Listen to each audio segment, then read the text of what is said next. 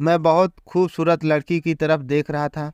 उसे दो ladies constable पकड़कर जेल के उस हिस्से में लेकर जा रही थी जो सबसे नीचे था। ये वो जगह थी जहां सिर्फ खूंखार और बहुत ही पेशेवर कातिलों को रखा जाता था और उन्हें यहां रखकर 3rd डिग्री दिया जाता था, यानी वो मुजरिम जिन्होंने बहुत ही बेरहमी से किसी का खून कर दिया हो।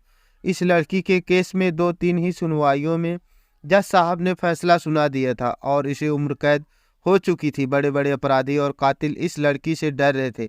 अभी वो लड़की इन लेडीज कांस्टेबल के हाथों से खुद को छुड़ाने की कोशिश कर रही थी और वो लेडीज कांस्टेबल के हाथों से छूटने लगी तो एक बहुत ही हट्टा कट्टा पुलिस वाला आगे आया और उसने जोर से उस लड़की के गाल पर थप्पड़ मार दिया।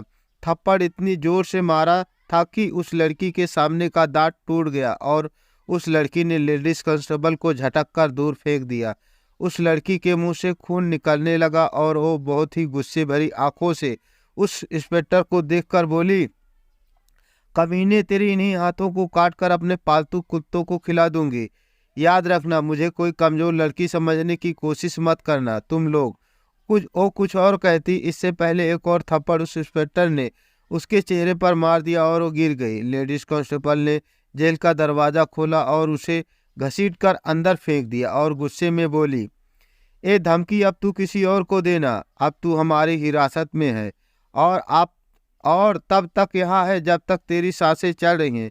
जिस दिन तू मर जाएगी उसी दिन तुझे यहाँ से आज़ादी मिलेगी। लेडीज कांस्टेबल और उस इंस्पेक्टर ने उसे बहुत बुरा भला कहा और गालियां देकर वहां से चले गए और वो लड़की जमीन पर बैठी अपने मुंह से निकलता हुआ खून बहुत बेदर्दी से साफ कर रही थी, लेकिन उसका खून नहीं रुक रहा था। फिर वो दीवारों को पीटने लगी। उसकी नज़र मुझ पर पड़ी तो मुझसे कहने लगी कि क्यों ना मर्द बना बैठा है, मुझे यूं तड़पता हुआ देख रहा है। अगर मर्द है तो जाकर उसे पकड़ जिसने मुझे इस हालत तक पहुंचाया है। अरे तुम लोग खुद को पब्लिक का रखवाला कहते हो। तुम लोग रखवाले नहीं बल्कि तुम तो खुद एक दरिंदे हो, सिर्फ दूसरों पर जुल्म करना जानते हो। हिम्मत है तो जड़ों को काटो, तने काट देने से पेड़ों की बुनियाद नहीं हिलती। वो लड़की अपने मुंह से खून उगलती हुई मुझे ये सब कुछ कह रही थी। मैं फौरन ही अपनी कुर्सी से उठा और वहां से बाहर चला आया। ठंडी का मौसम था लेकिन फिर भी मेरे चेहरे पर पसीने की बूंदें थी।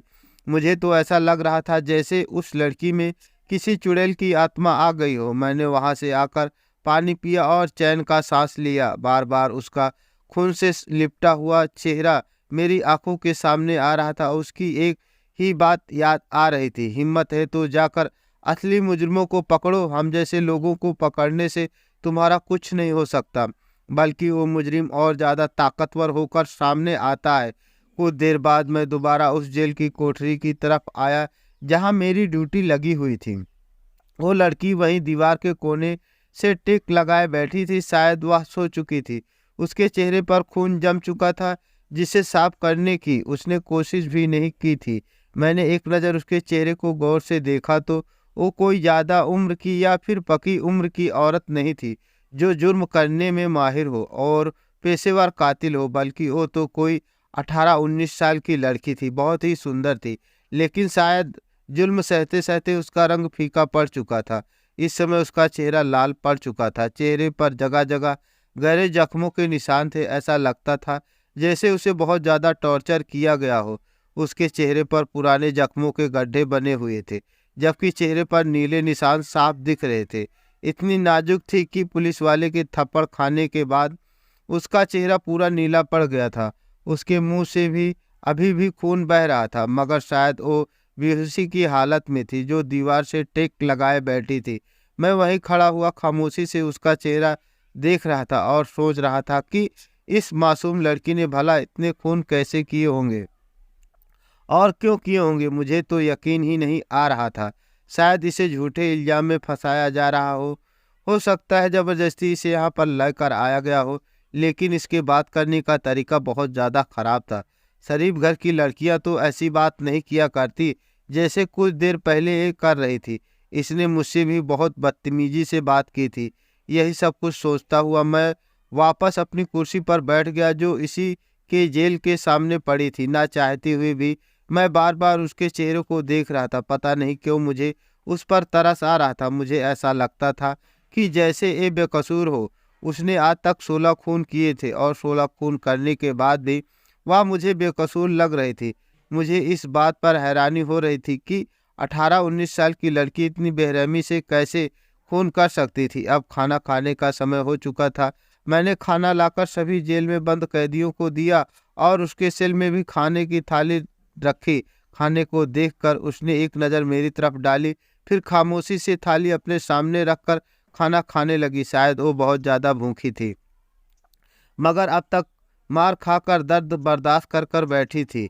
5-6 दिन तक तो ऐसे ही चलता रहा। 7 दिन बाद 2 लेडीज कांस्टेबल दोबारा से आई और उसके पास बैठकर उससे पूछताछ करने लगी। कहने लगी कि तुझे किसने कहा था एक खून करने के लिए?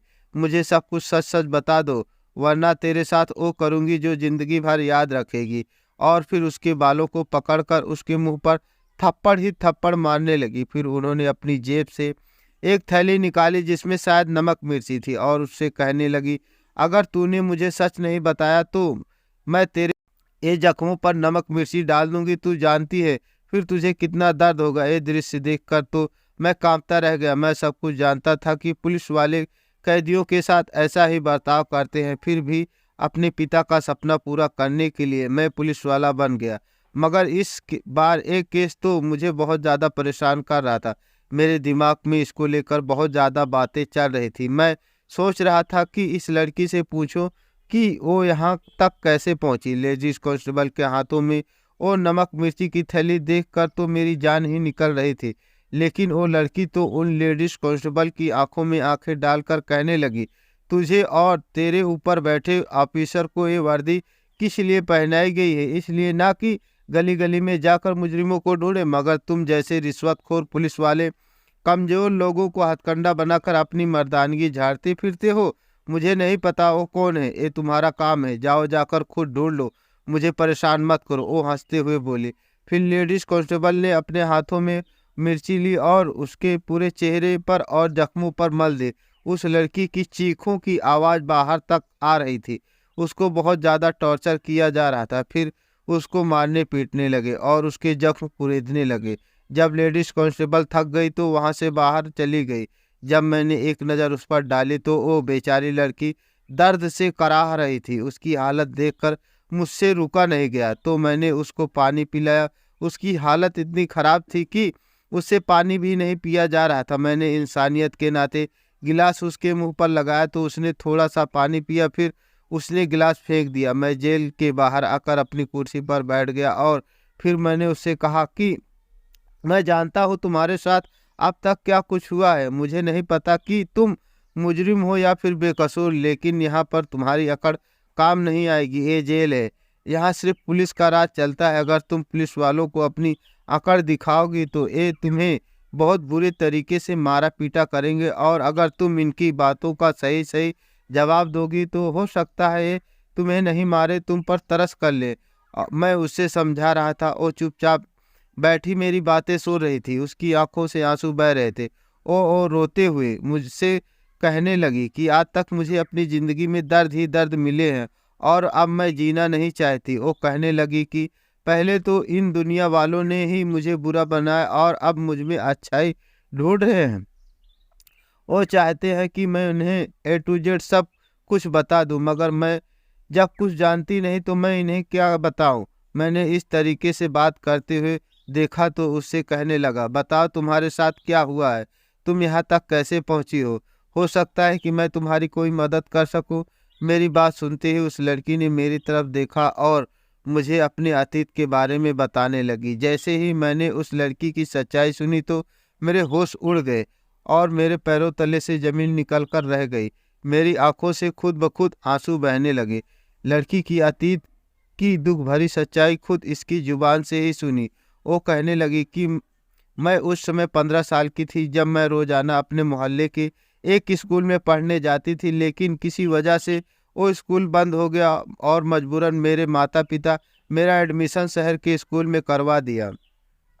मेरे साथ मेरे गांव की 4 सहेलियां भी जाती थी। पिताजी ने हमारे लिए एक टैक्सी लगवा दी थी जिसमें बैठकर हम पांचों स्कूल जाती थी। हमारा स्कूल हमारे गांव से लगभग 4 किलोमीटर की दूरी पर था। मैं बचपन से ही बहुत ज़्यादा चंचल और शरारत सी लड़की थी। हर समय मैं शरारत और खेल कूद में लगी रहती थी। मैं अपने दोस्तों को भी हर समय हंसाती रहती। गर्मियों के दिन थे और उस दिन बहुत ज़्यादा गर्मी हो रही थी। जब हमारे स्कूल की छुट्टी हुई और हम स्कूल के बाहर आए तो हमारी टैक्सी बाहर ही खड़ी थी, लेकिन मैं अपने दोस्त से कहने लगी कि चलो आइसक्रीम वाला खड़ा है, हम पहले आइसक्रीम खाते हैं फिर घर चले जाएंगे। मेरी दोस्त मुझसे मना करने लगी कि टैक्सी वाला आ चुका है, घर चलते हैं। इतनी गर्मी में धूप में जाने का तो बिल्कुल भी दिल नहीं कह रहा था, मगर मैं उससे जिद करने लगी और कहने लगी ठीक है, चलो आइसक्रीम ले लेते हैं और टैक्सी में बैठ कर खाते हुए जाएंगे, बहुत मज़ा आएगा। जब मैंने अपने दोस्तों से जिद की तो उन्होंने मेरी बात मान ली और हम चारों ने उस आइसक्रीम ठेले के पास चले गए। अभी हमने ठेले वाले से आइसक्रीम ली थी और हम मुड़ ही रहे थे कि एक वैन हमारे पास आकर रुकी और हमारा रास्ता ब्लॉक कर दिया। उसी समय उस गाड़ी के पीछे वाला दरवाज़ा खुला और दो अजीब से दिखने वाले आदमियों ने हम पांचों को पकड़कर गाड़ी में खींच लिया। हम चीखते चिल्लाते रहे। इस समय वहाँ बहुत ज़्यादा भीड़ थी, लोग आ जा रहे थे, फिर भी किसी ने हमें बचाने की कोशिश तक नहीं की, क्योंकि ये सब कुछ बहुत ही अचानक हुआ। जब तक लोगों को समझ आता कि यहाँ पर कुछ हुआ है, तब तक बहुत देर हो चुकी थी। हम लोग चीखते चिल्लाते रहे। मैं बार बार गाड़ी का दरवाज़ा खोलने की कोशिश कर रही थी, लेकिन कुछ भी मुमकिन नहीं था। तभी मेरे पीछे बैठे एक आदमी ने मेरी गर्दन में इंजेक्शन लगा दिया, जिससे मेरे पूरे शरीर की जान जाती हुई महसूस हुई और मैं पूरे तरीके से सुन्न हो गई। कुछ ही मिनटों में ही मैं पूरी बेहोश हो चुकी थी, मेरी आंखें बंद हो चुकी थी। पता नहीं मेरे साथ आगे क्या होने वाला था। मैं अपने माता पिता की इकलौती बेटी थी। मेरे दिमाग में आखिरी बार अपने माता पिता का ही ख्याल आया था। मुझे होश आया तो मैं एक कमरे में बंद थी। मेरी आंखें खुली तो मेरे आसपास सिसकियों और रोने की आवाज़ें आने लगी। मुझे सब कुछ याद आया तो मैं एकदम ही उठकर बैठ गई। मेरा पूरा शरीर बहुत ज़्यादा दर्द कर रहा था। ऐसा लग रहा था जैसे मैंने बहुत मेहनत की हो। जब मैं उठकर बैठी तो मुझे चक्कर आ रहे थे। मैंने अपनी गर्दन घुमाकर आसपास देखा तो वहाँ मुझे और भी कई सारी लड़कियाँ दिखी। यहाँ तो बहुत ज़्यादा लड़कियाँ थीं। इस कमरे में लगभग 35 से 40 लड़कियां थीं, जो मुझे देखकर और ज़्यादा रोने लगी। इनमें हर किसी के चेहरे पर जख्मों के निशान थे और कुछ लड़कियां रस्सियों से बंधी हुई थी। मैं हैरानी से लड़कियों को देखने लगी। मेरी दोस्त भी वहीं पर थी। मेरा चेहरा देखकर मेरे गले से लगकर रोने लगी और कहने लगी, पूजा हम यहाँ कहाँ आ गए? ये लोग हमें कहाँ पर लेकर आ गए और हम यहाँ क्यों आए हैं? हमें घर जाना है। और मुझे गले लगाकर बहुत ज़्यादा रोने लगी और मैं भी उनके साथ बरोबर रोए जा रही थी। पता नहीं हमारे साथ आगे क्या होने वाला था। हम एक दूसरे के से गले लगाकर रो रहे थे कि अचानक दरवाज़ा खुला। दरवाजे खुलने की आवाज़ सुनते ही सभी लड़कियां डर और सहम कर एक दूसरे का हाथ पकड़ने लगी। वो बहुत ज़्यादा डरी हुई थी, जैसे कोई जल्लाद वहाँ आ गया हो। कमरे में एक आदमी आया जो देखने में बहुत ज़्यादा खतरनाक था। उसका चेहरा देखते ही डर लग रहा था। उसे देखने से पता चलता था कि वो कितना जालिम आदमी है। वो अंदर आया और आकर कहने लगा, हमारी गैंग में तुम सबका स्वागत है। आज से तुम लोग हमारी गैंग की मेंबर हो और वही करोगी जो हम तुम लोगों से कहेंगे। अगर तुम लोगों ने हमारी बात नहीं मानी तो तुम जानती हो हम तुम्हारे साथ क्या कर सकते हैं। ओ हम सबको एक एक करके कमरे से बाहर लेकर आया। डर की वजह से हम सब लड़कियां एक दूसरे का हाथ पकड़े हुए थे। जब बाहर आकर देखा तो मेरी चीख निकल गई, क्योंकि वहां जमीन पर बहुत सारा खून पड़ा था और 5 लड़कियों के शरीर के कटे हुए टुकड़े जमीन पर पड़े थे। एक बॉक्स में उनका दिल और गुर्दे वगैरह निकाल कर रखे गए थे।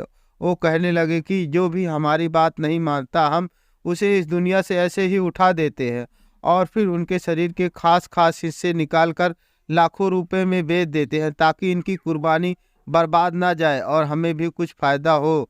ये कहकर वह जोर जोर से हंसने लगा। फिर उन्होंने हमें एक प्रोजेक्ट पर वीडियो चलाकर दिखाए, जिसमें पूरी ट्रेनिंग थी। वो कहने लगा कि तुम लोगों को घरों में जाकर भीख मांगना होगा और उस घर को अच्छे तरीके से देखना है, कहाँ क्या चीज़ रखी हुई है, और इस बात का पता लगाना है कि किस घर में कितने लोग हैं और कितना कमाते हैं। उस घर की पूरी जानकारी निकाल कर तुम हमें बताओगी। घर का पता हम तुम्हें खुद देंगे और तुम लोगों को जाकर सिर्फ उस घर से भीख मांगनी होगी और फिर जैसे ही मौका मिले तुम लोगों को उस घर में जाकर चोरी करनी होगी। और उससे भी बढ़कर यह बात थी कि हमें उस घर में मौजूद सभी लोगों को मारकर वापस आना होगा। अगर हम चोरी करने के बाद उस घर में किसी भी आदमी को जिंदा छोड़कर आते तो बदले में ये लोग हमें भी मार देंगे। उनकी ये बातें सुनकर तो मेरे रोंगटे खड़े हो गए। उस दिन 4 लड़कियां एक साथ चोरी करने गई थी, मगर उस घर में एक जवान लड़की और उसका 1 साल का बेटा भी था। उस लड़की ने चारों लड़कियों के आगे हाथ पैर जोड़े और उनसे भीख मांगने लगी कि प्लीज मुझे छोड़ दो, मेरा मासूम और छोटा सा बच्चा है। उन्होंने उस बच्चे पर तरस खाकर उसे छोड़ दिया और जब बाहर आकर अपने बॉस को बताया तो वो बहुत गुस्से में उन सब लड़कियों को बांधकर और बेरहमी से उनको मार दिया, क्योंकि अगर हम उन लोगों को जिंदा छोड़कर आते तो हमारे चेहरे की पहचान हो जाती और इस तरह पुलिस उन तक पहुंच जाती और उनको पकड़ लेती। यहाँ पर 1 हफ्ते की ट्रेनिंग दी गई। यहाँ की सारी लड़कियाँ रोती रहती। कुछ लड़कियों ने यहाँ से भागने की कोशिश की और जिन लड़कियों ने यहाँ से भागने की कोशिश की थी, इन लोगों ने उन लड़कियों को बहुत ही बेरहमी से मार डाला था। इसके बाद किसी भी लड़की की हिम्मत नहीं हुई कि वो यहाँ से भागने की कोशिश करे। ये लोग हमें सिर्फ एक वक्त का ही खाना देते और हमें ट्रेनिंग देते हुए बताते कि अगर हमने अच्छे से चोरी की और बहुत ज़्यादा लूट मार करके उनके पास लेकर आए तो वो हमें बहुत अच्छा खाना देंगे। उनकी बातें सुनकर हम लोग खामोश हो जाते। भगवान जाने अब हमारे साथ आगे क्या होने वाला था। और यहाँ कोई एक आदमी नहीं था, बल्कि हमारे पास रोजाना कोई ना कोई अलग अलग आदमी आता। यहाँ पर कम से कम 25 से 30 आदमी थे। जब भी कोई आता हमें बुरी तरीके से धमका कर जाता। यह हमारी मजबूरी थी, अपनी जान बचाने की खातिर हमें ऐसा करना पड़ा। एक दिन मुझे और मेरे दोस्तों को बाहर भीख मांगने जाना था। इन्होंने हमारा हुलिया बिल्कुल भिखारियों जैसे बना दिया और फिर बाहर जाने से पहले उस आदमी ने हमारे हाथ पर एक घड़ी बांधी। वो घड़ी देखने में बहुत अजीब सी थी, ऐसा लग रहा था जैसे कोई तारों का गुच्छा हो। मैंने उस आदमी की तरफ देखा और उससे पूछा कि घड़ी किस काम की है, ये वक्त भी तो नहीं बताती। तो कहने लगा कि ये मौत की घड़ी है। अगर तुमने भूल कर भी किसी पुलिस ऑफिसर या किसी आदमी या किसी के घर जाकर मदद मांगने की कोशिश की या फिर कुछ और करना चाहा, या घड़ी उसी समय फट जाएगी और तुम लोग मर जाओगी। इस घड़ी में इतना तेज करंट है कि ये तुम लोगों को 1 सेकंड के अंदर मौत के घाट सुला देगी। उसने हमारे साथ एक ट्रैक सिस्टम लगा रखा था और हम हर तरह से बेबस हो चुके थे, वरना वहां से निकलने से पहले मैं सोच चुकी थी कि यहाँ से बाहर निकलते ही मैं भागकर घर चली जाऊंगी या किसी आदमी से मदद मांग लूंगी। मगर अब तो जान पर बन आ गई थी। मजबूरन न चाहते हुए भी हमें एक घर में चोरी करने जाना पड़ा। इस घर में एक बूढ़ी औरत थी और फिर उसके घर में हमने वारदात कर दी। हमने उन्हें चाकू और पिस्तौल दिखाकर उन्हें डराया और उनकी सारी चीज़ें लूटने के बाद मजबूरन उनको मारना पड़ा।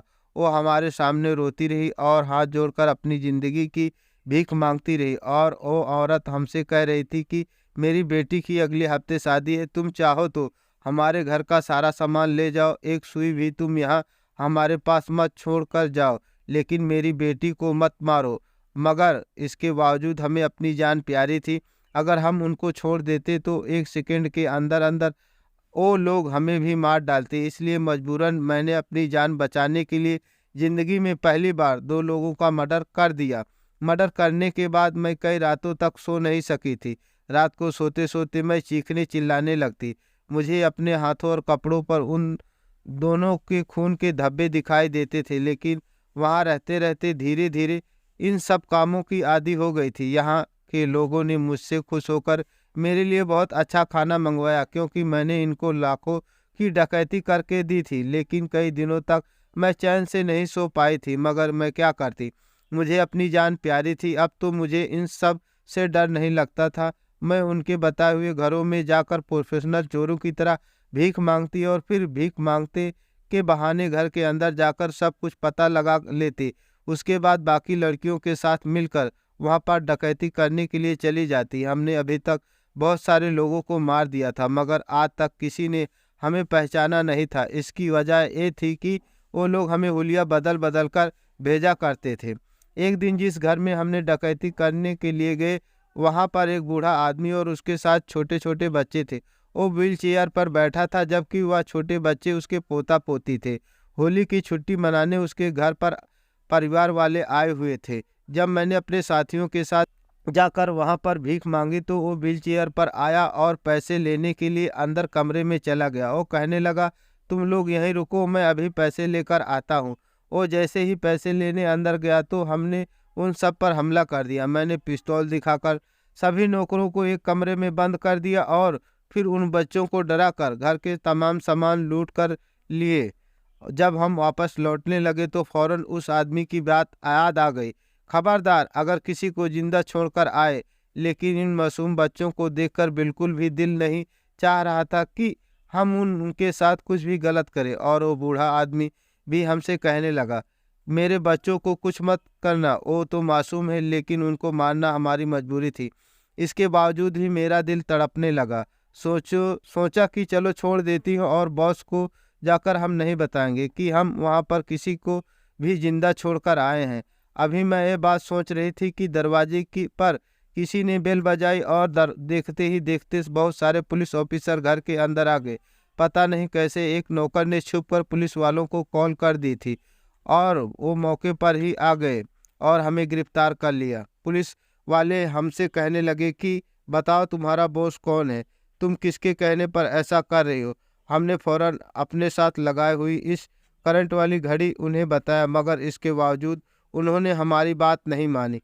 मैं रो रो कर उनसे कहने लगी कि मुझे कुछ नहीं पता और लोग कौन हैं और कहाँ रहते हैं। मैंने पुलिस वालों को बताया कि वो इतने ज़्यादा थे कि हर बार चेहरा बदल कर सामने आया करते थे।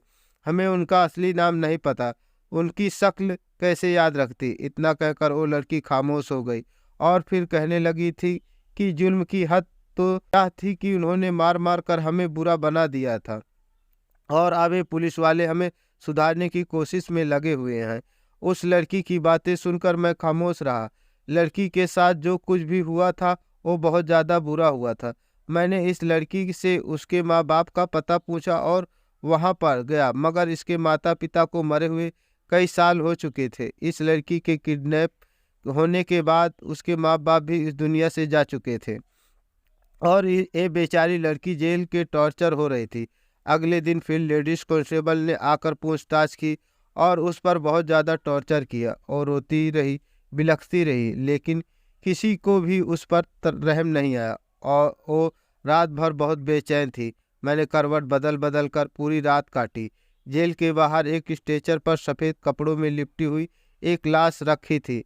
मैंने उसको एक नज़र देखा और फिर पूछा, क्या कोई मुजरिम मर गया है?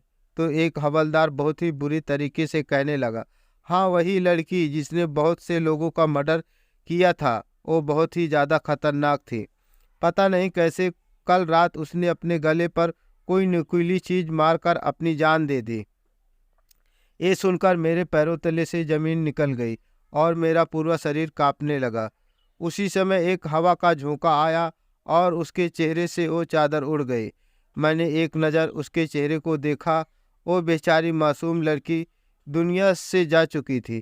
तभी मेरे दिल में ख्याल आया कि वो नुकीली चीज़ क्या थी और उसके पास कैसे पहुंची। ये सवाल मेरे दिमाग में आकर रह गया। हो सकता है कोई फिर उसके पास उसे टॉर्चर करने गया हो और उसने उसी से वो चीज़ लेकर खुद को इस जेल और यहाँ की तकलीफ़ों से रिहाई दे दी हो।